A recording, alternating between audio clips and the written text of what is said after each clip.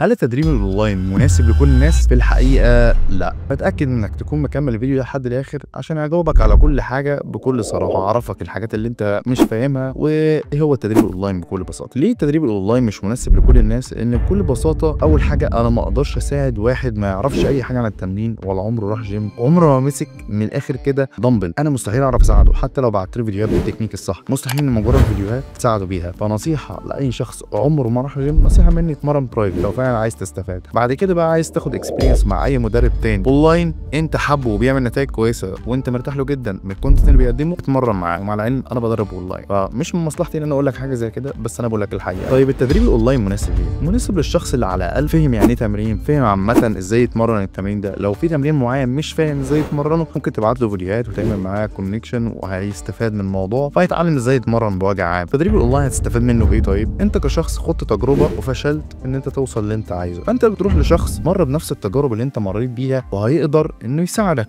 بدل من الاخر كده ما تاخد طريق طويل جدا عشان توصل لهدفك، لا الطريق بيقصر لان الغلطات اللي بتغلطها هتقل، ان بقى في حد معاك هيكوتش معاك الدنيا كلها. يعني هيديك دايت بلان معمول عشان خاطر هدفك، هيديك نظام تمرين مناسب جدا لهدفك اللي انت عايز توصل له، هيبتدي يتابعك يوميا يشوف ايه المشاكل اللي بتواجهك، هل اكل معين عندك معاه مشاكل، هل تمرين معين بتواجهه ومش عارف تلعبه، هيحل لك كل المشاكل. اتمنى اكون فدتك، وما تنساش تسال على التدريب الاونلاين. دول كده، سلام.